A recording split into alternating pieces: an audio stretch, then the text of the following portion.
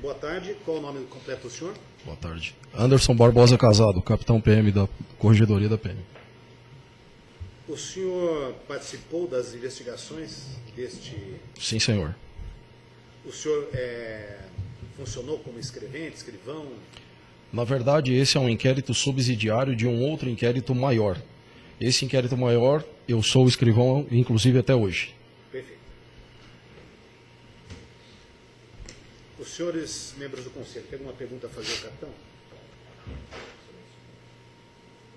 Só para deixar bem claro, neste inquérito o senhor não participou diretamente. Não funcionei. As provas para a instauração dele adviram de trabalhos no inquérito no qual eu atuo. Perfeito. A testemunha foi rolada pela acusação, com a palavra do Ministério Público.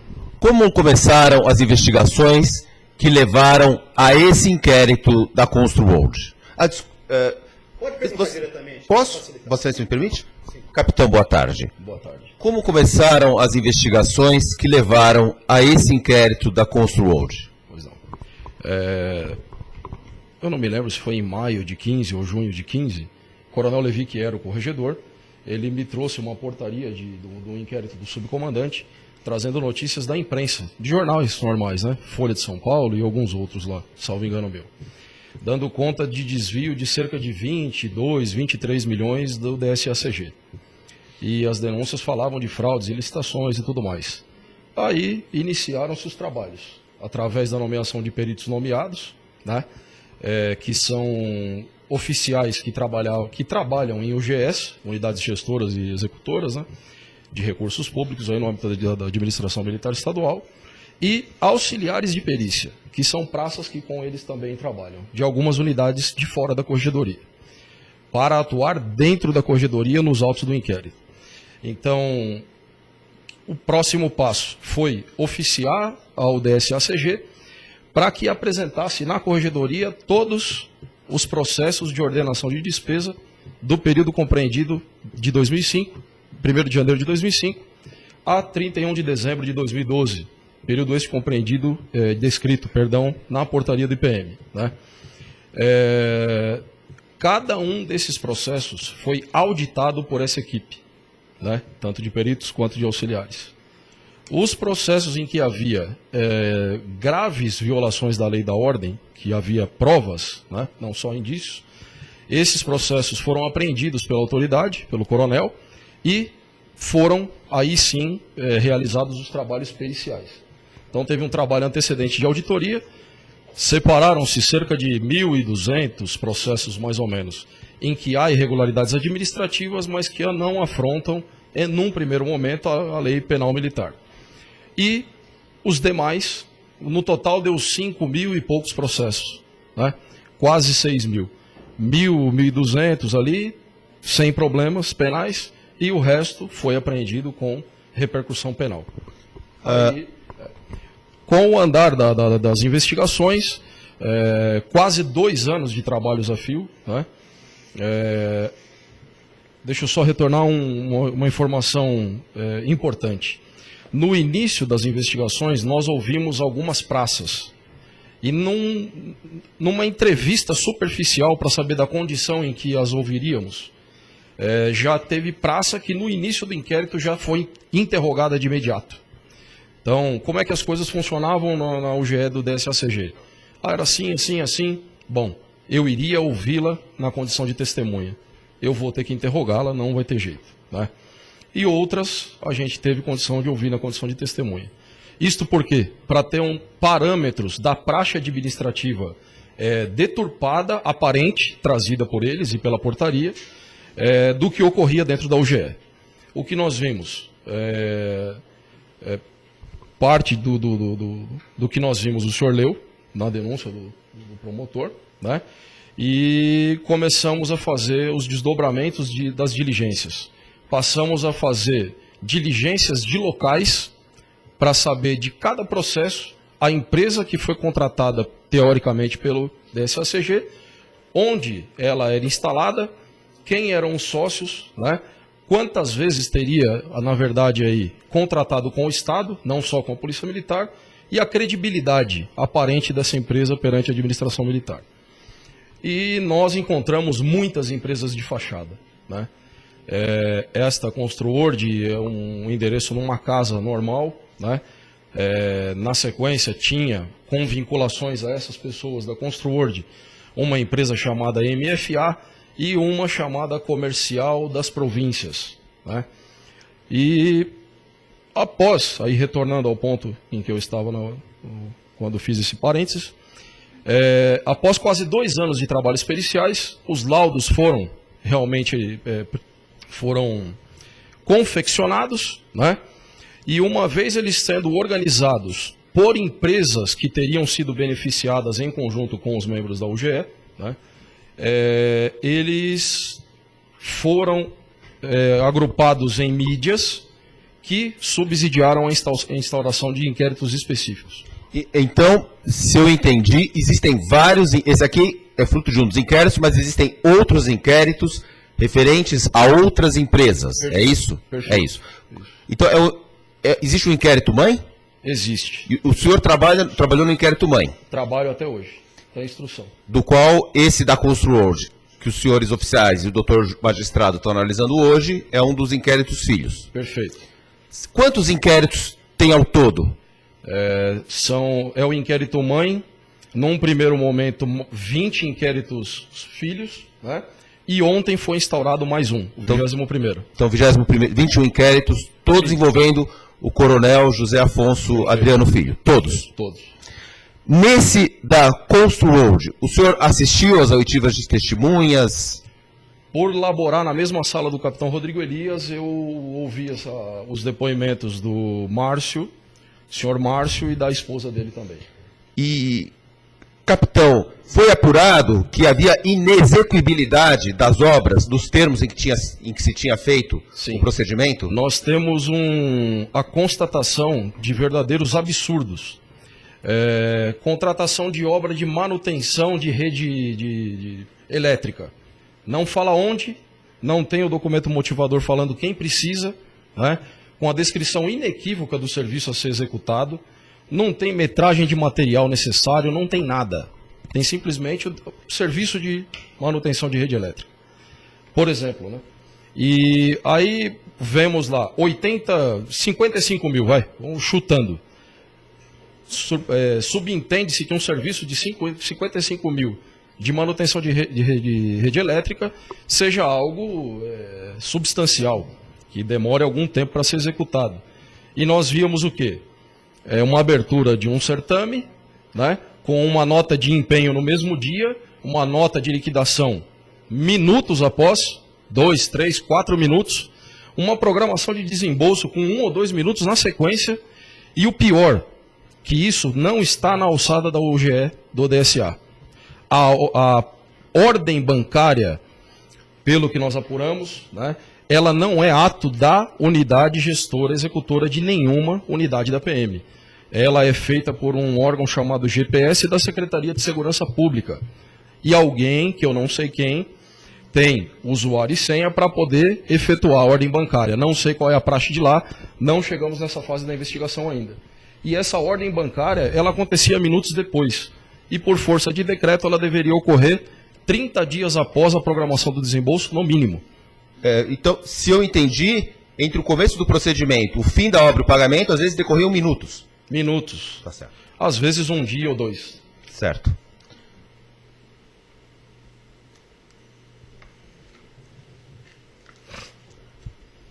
Como é que o capitão, o senhor se recorda como é que era a atuação do tenente-coronel Adriano nisso tudo?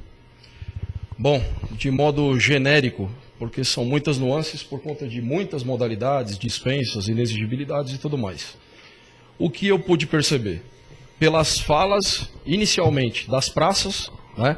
Depois em contatos informais com o capitão Dilermando, todos eles, de maneira uníssona, falam, né, de forma inequívoca que tudo era feito sob ordem do coronel Adriano.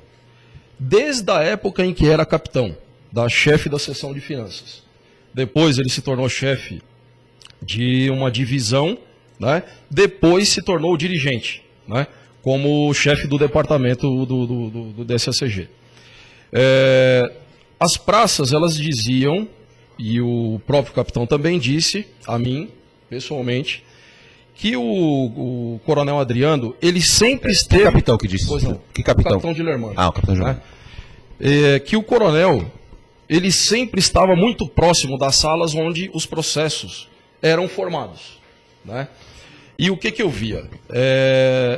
Havia praças que tinham a missão de fazer editais de pregões eletrônicos, por exemplo.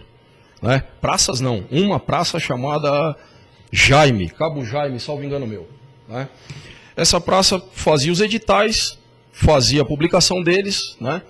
E aí no próprio depoimento no inquérito mãe desse Cabo Jaime, nós vimos, por conta do depoimento dele, processos onde havia publicações de editais de pregões eletrônicos. E vimos falsificações de diários oficiais incluídos no processo de ordenação de despesa para futura prestação de contas. Então o diário oficial trazia lá Hospital da Polícia Militar e uma nota publicada do Hospital da Polícia Militar. Só que aquele trecho era suprimido do diário oficial verdadeiro e lá colocada uma nota DSACG pregão eletrônico número tal. Então, o nascedouro daquele certame já era uma aberração. E era das mãos, em princípio, do Cabo Jaime. Ele diz que não fez isso. Nós descobrimos depois do depoimento dele. E ele será reinterrogado, ainda nos autos do inquérito mãe. Né? Então, assim, mas diz que tudo que fez anteriormente, né, a gente descobriu esse tipo de artimanha, que era sob ordem do coronel. Que provas você tem que isso era por ordem do coronel? Ah, eu tenho provas testemunhais. Tudo bem, então oportunamente você nos traga. Né? Será chamado e nos traga. Outra coisa, o que a gente viu? A formação de um verdadeiro cartel de empresas que distribuíam entre si, as empresas distribuíam entre si as oportunidades de saque, verdadeiros saques ao Estado. Foi a nossa impressão. Tá? Por conta de que a inexequibilidade da execução dos serviços, até mesmo a entrega de bens, quando se tratava de compra de materiais, era latente. Não há possibilidade de eu fazer a pintura do quartel-general em 2 dias.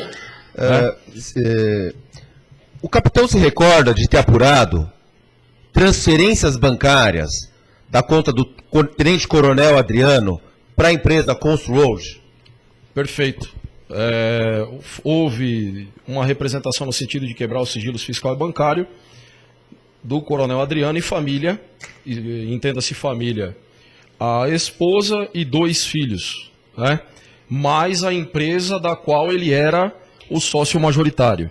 Não me lembro agora o nome da empresa, né? Que ele tinha uma empresa dele também. Quebrou o sigilo bancário, começamos a verificar que houve transferências de valores, né, e alguns depósitos que não sabíamos a origem. Aí oficiamos ao judiciário novamente, recebemos relatórios mais completos e vimos que a origem eram empresas que faziam parte da nossa investigação. E isso se comprovou. Construworld especificamente tinha algumas movimentações. Então, o coronel Adriano, tenente-coronel Adriano, transferia dinheiro para a Construworld. Perfeito. Foi apurado como começou a relação do civil Márcio com o tenente-coronel Adriano? Foi. Eu testemunhei quando ele foi, quando o senhor Márcio foi ouvido pelo capitão Rodrigo Elias, e ele disse que, por meio, salvo engano meu, tá?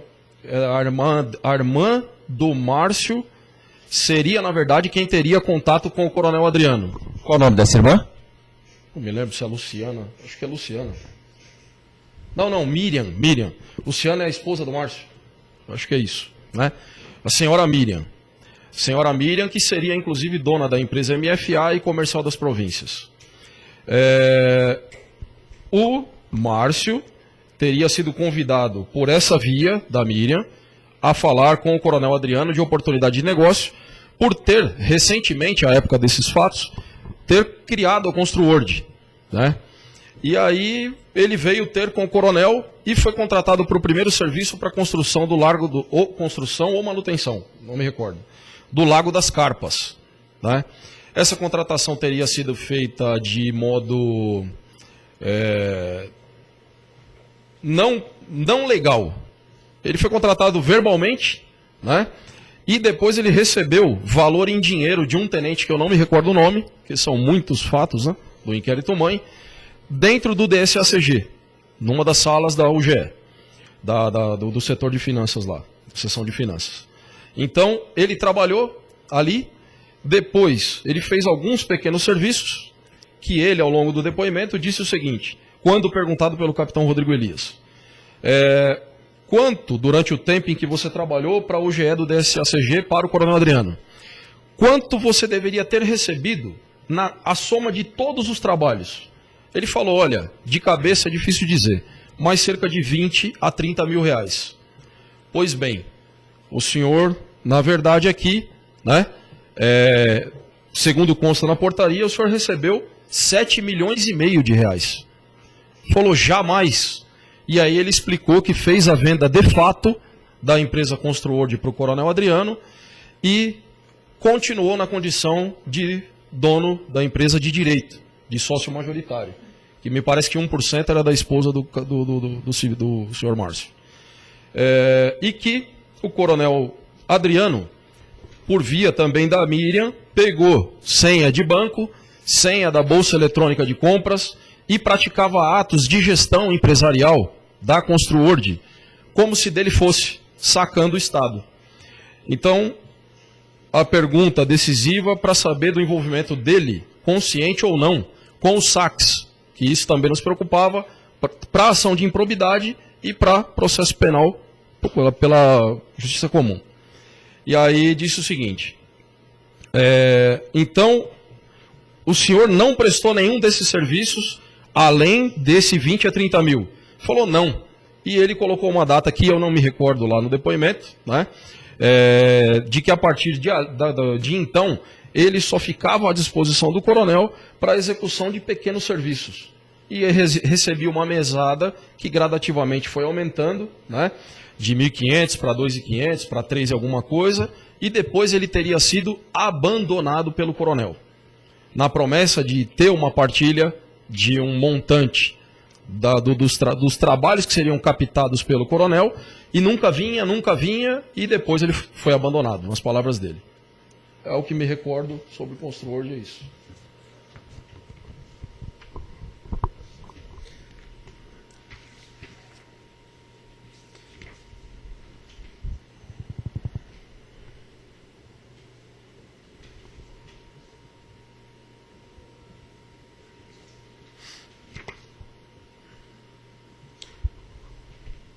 Quando foram cumpridos os mandados de busca e apreensão e de prisão, foram, acho que, salvo engano, na cidade de Itu. Como era a casa do Coronel Adriano? Era uma casa, vamos dizer assim, ostentava sinais de riqueza? A casa onde ele morava? Sim. Na verdade, nós estivemos em 2 dos condomínios mais caros do país, na cidade de Itu. Acho que são chamados Terras de Santo Antônio, alguma coisa assim, e o outro de São José, né? Alguma coisa assim. E ele mora nesse segundo. Ele foi preso no primeiro e a casa dele no segundo. Nós fizemos buscas e apreensões nesse segundo local. Nesse segundo local ele reside reputo como sendo, sim, uma bela de uma mansão, né?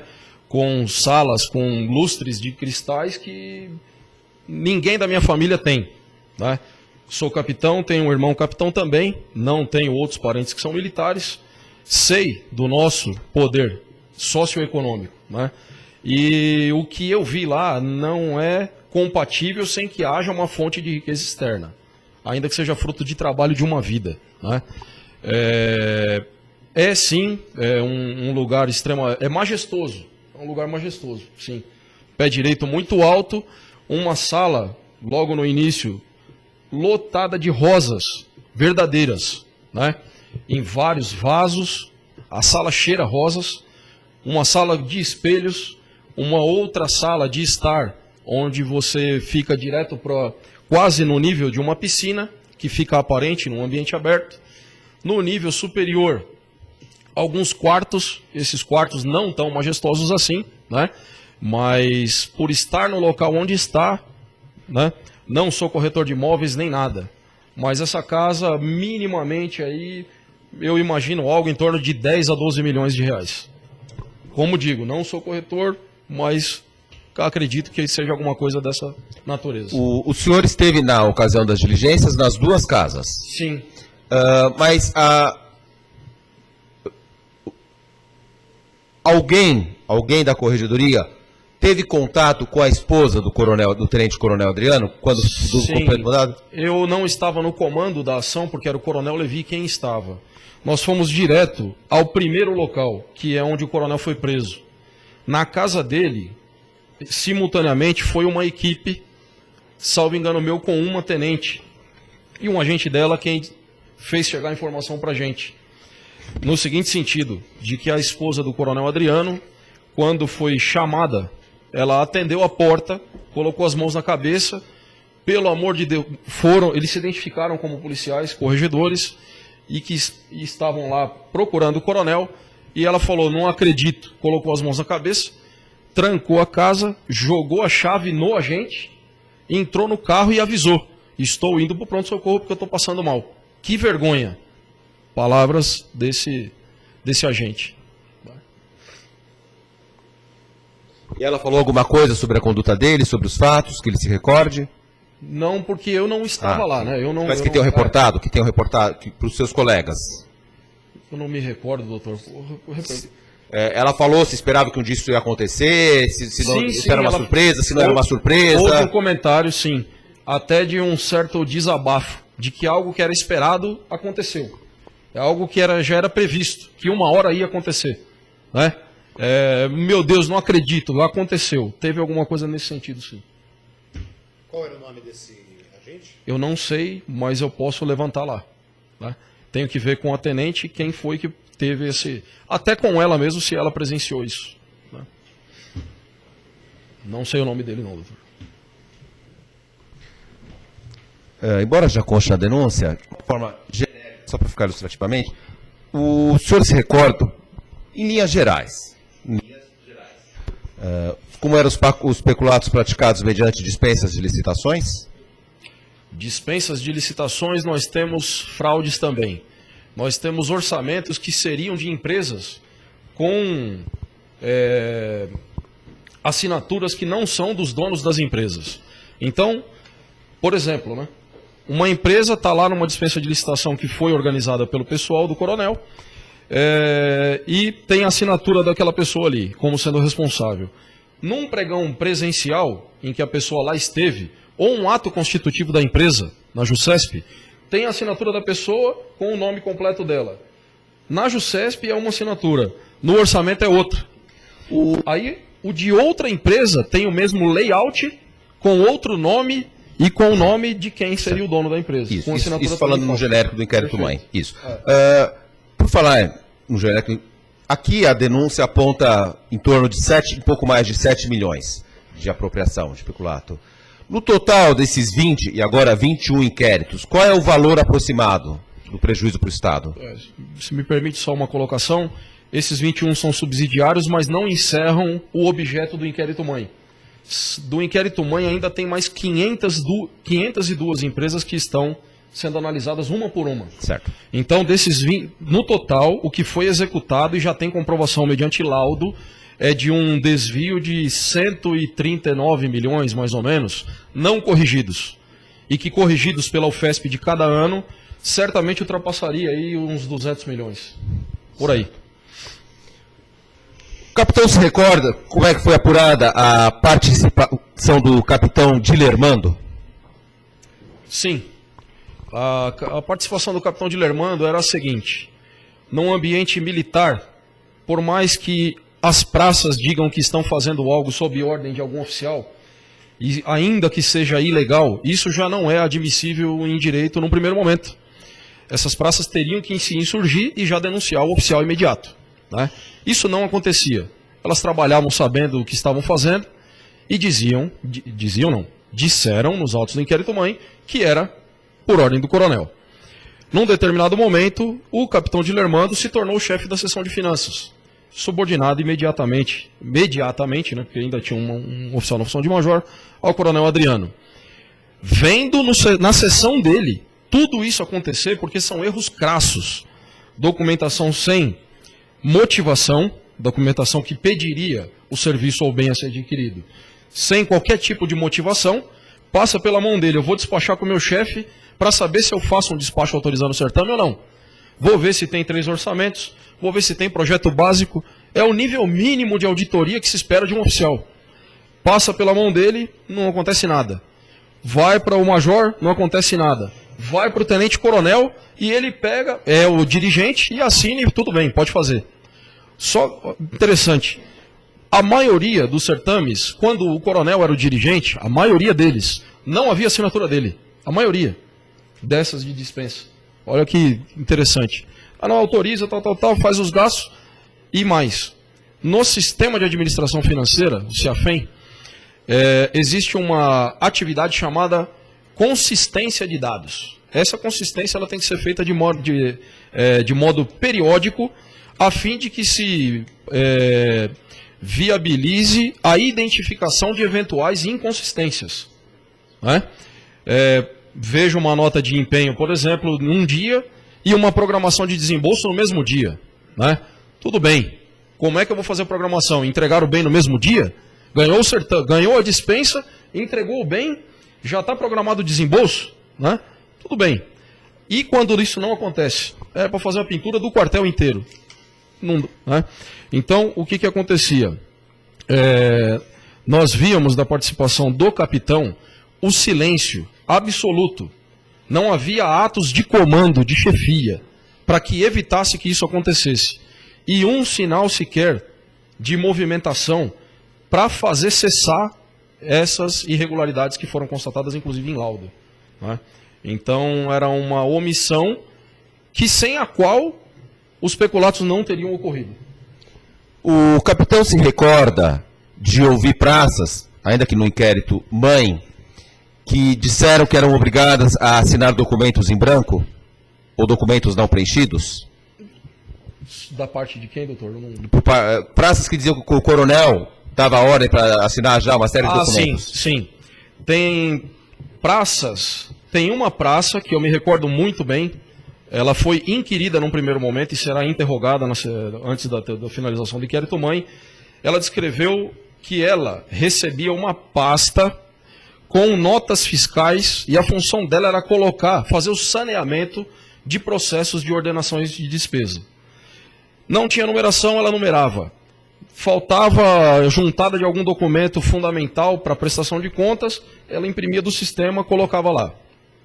Notas fiscais. Ela tinha a ordem, segundo o depoimento, de pegar notas fiscais em que não havia carimbo de recebimento com a identificação inequívoca de quem o recebeu, seja o serviço ou o bem material, e ela carimbava, colocava a data e ela carimbava para sanear. E, mediante essa conduta, a programação de desembolso era realizada, sem uma comprovação de que o bem ou o serviço foi prestado ou o bem material foi entregue. E ela disse que fazia isso por ordem de quem? Do coronel Adriano. E ela, subordinada, assim como outros policiais, ao capitão de Lermando e ao coronel. Não tem... É uma linha de controle que deveria haver e não havia. Entendi.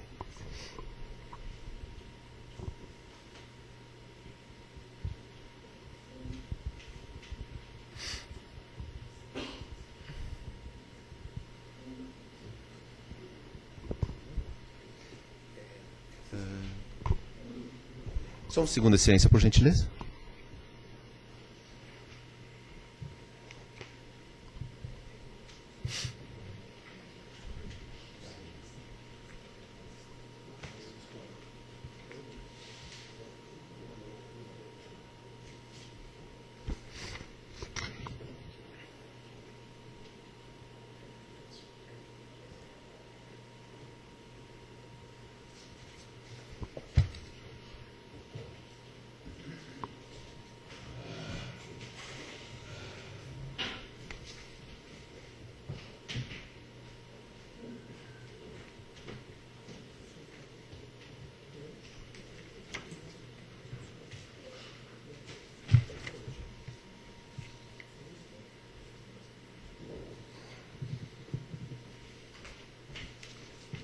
Só um segundo, Excelência. Nada mais, muito obrigado.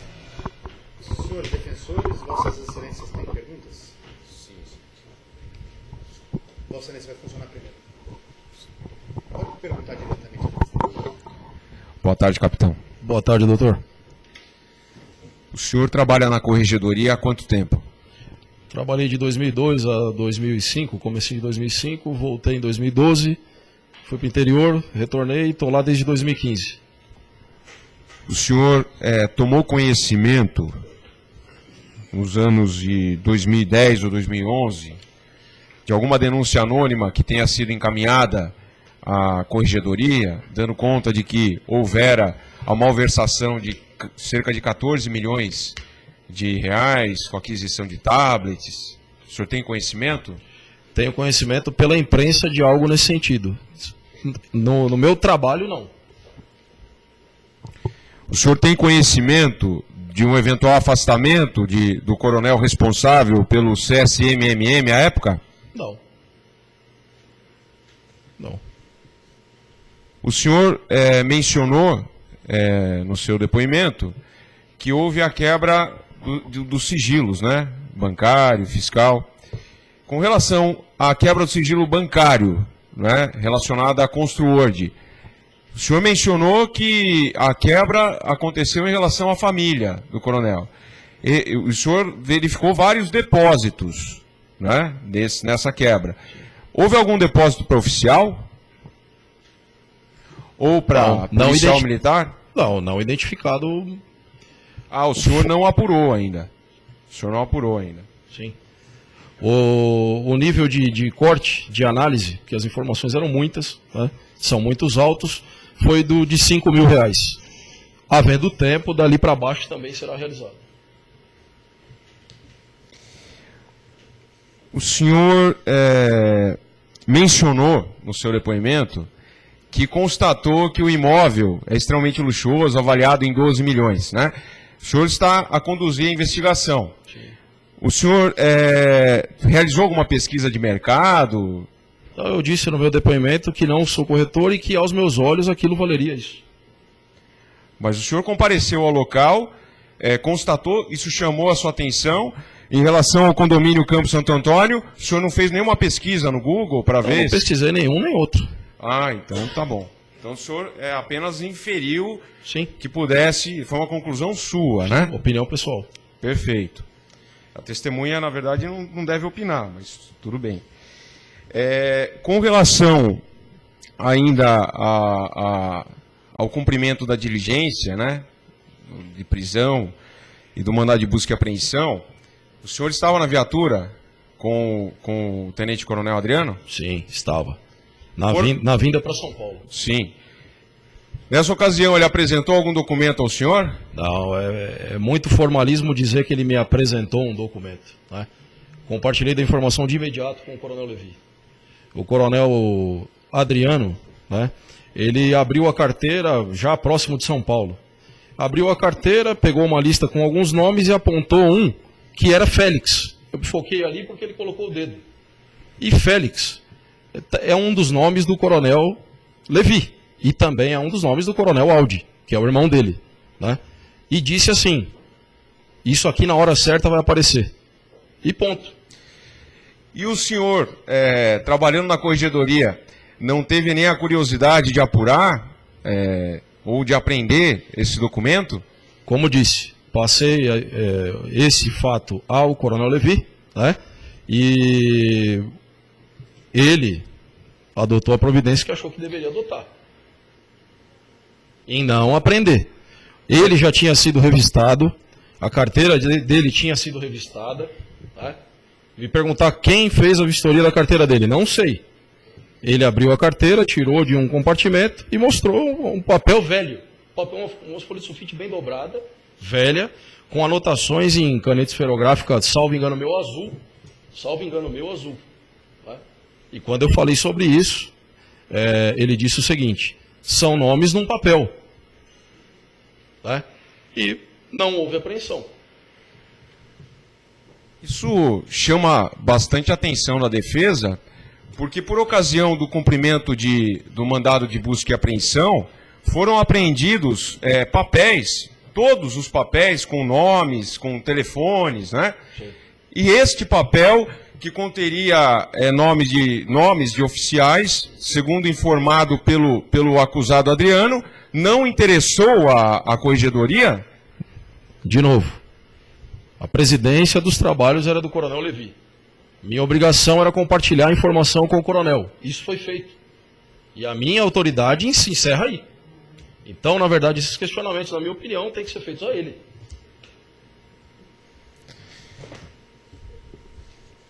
Mais uma pergunta. O senhor mencionou que conversou com a esposa do coronel? Do tenente não. coronel? Não. Não foi isso que eu disse. O que o senhor disse? Eu disse que uma diligência simultânea, enquanto eu estava lá no local onde o coronel foi preso, ocorreu na casa onde ele de fato mora. E um agente teve contato com ela, que o contato que eu descrevi foi dele. Que chegaram as informações para nós. O senhor teve conhecimento, ou chegou por ocasião da instauração da primeira sindicância, houve a intenção de se apurar a conduta de outros oficiais, ou foi direcionada apenas ao tenente-coronel Adriano? Essa sindicância, ela consta dos autos do inquérito-mãe. Né?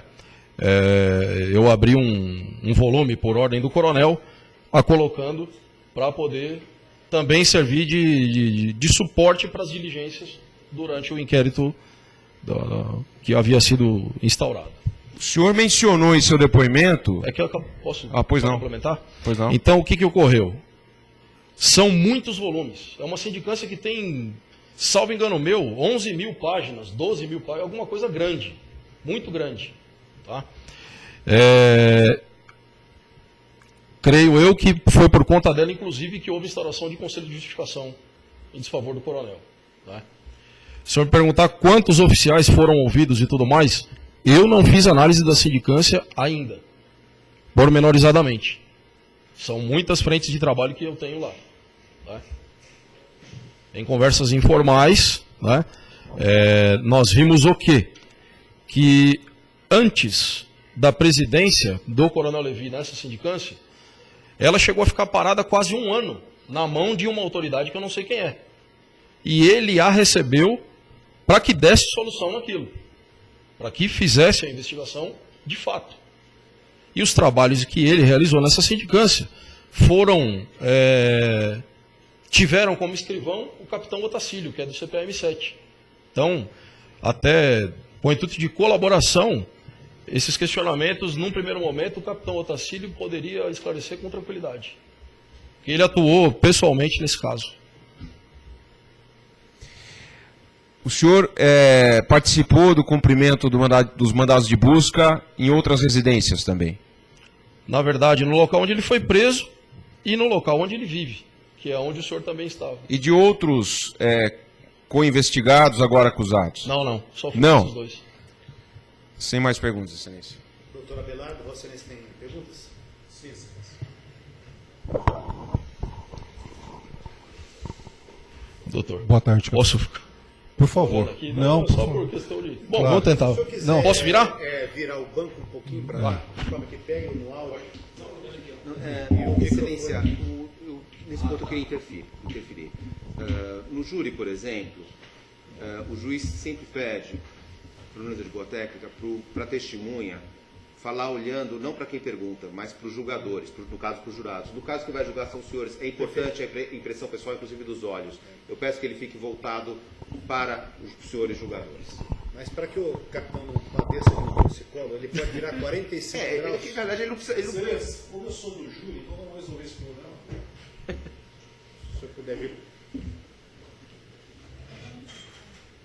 Pelo porte aí do nosso advogado, pode intimidar a testemunha, né? Não, mas oficial de correge não se intimida. Não vai? Tudo bem. Esse microfone aqui. Tem que verificar se ele não está sob a câmera. Boa tarde, doutor. O senhor se lembra, eu sei que são muitos dados de investigação complexos, mas o senhor se lembra qual era o posto do hoje capitão Tibermano na época dos fatos? Acho que capitão. Não me recordo. Com certeza absoluta, não me recordo. Se houve um período em que ele foi tenente e depois foi promovido, não me recordo.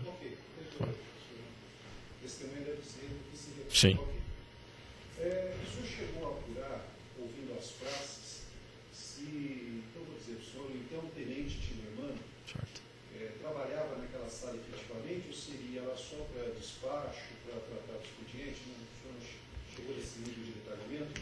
Na verdade, isso foi o início das investigações e a gente buscou a praxe para depois partir para as diligências, né? Nós fomos descobrindo os fatos ao longo da investigação e aí sim fomos tomando providências diversas. Até chegar ao ponto de conhecer que as coisas, teoricamente, eram por ordem do coronel, por ordem do tenente ou do capitão. Isso foi mais para o final, não lá na época em que foram tomados os depoimentos. Então, o senhor não saberia dizer se ele ficava lá permanentemente ou se ele respondia por outra sessão e só, de fato, que ele ia lá despachar? Isso eu não tenho condição de afirmar categoricamente de jeito nenhum. Sendo mais objetivo, o senhor disse que acha, na verdade, o senhor tem a intuição que o então tenente Tibermano agiu por omissão, porque ele tinha o dever de fiscalizar. Sim. O senhor estava então dizendo que ele tinha o dever de fiscalizar os atos do tenente coronel? Não, das praças por ele comandadas. No mínimo. E os atos do comandante, desde que... Efetivamente, quais são as provas que o senhor arregimentou como escrivão, né, claro, ajudando o coronel, no sentido de que houve dolo do tenente Tibermano? A gente, na verdade, não entrou nesse aspecto de análise de dolo e de culpa, né? Porque a argumentação no inquérito-mãe está mais ligada ao parágrafo 2º do artigo 29. Vamos evitar uma entendi. discussão jurídica que não cabe a... Tá ótimo. Então, com todo respeito ao capitão, sei da sua cultura, Obrigado. mas essa pergunta é o seguinte... Não vamos ficar num debate jurídico com a testemunha, não é cabível. Não é debate jurídico. A testemunha já respondeu. Então, nesses autos não tem prova de que ele tinha ele conhecia, ele tinha o dolo... Não estou dizendo isso. Tanto que a prisão foi pedida e foi decretada. Né? O elemento subjetivo da conduta dele vai ser apreciado em fase judicial.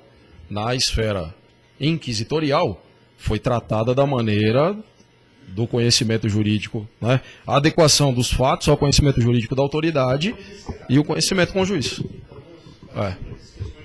Então, a última pergunta.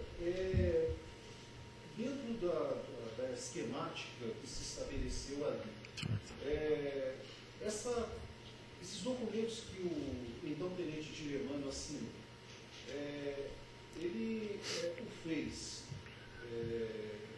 dando determinação alguma às praças ou as praças não mencionaram que houve determinação? Com muita sinceridade. Nós percebemos da investigação um sentimento geral dali de quem trabalha na UGE, de quem trabalhou naquele período na UGE, de abdicação total às ordens emanadas do coronel Adriano, inclusive do tenente, então, Dilermando. Dele ou ele teria recebido? Não, eles dizem que a ordem é do coronel, é isso. Obrigado, capitão. Grato. Vamos suspender um minutinho só para eu ir ao... Vamos fazer um intervalo de 5 minutos.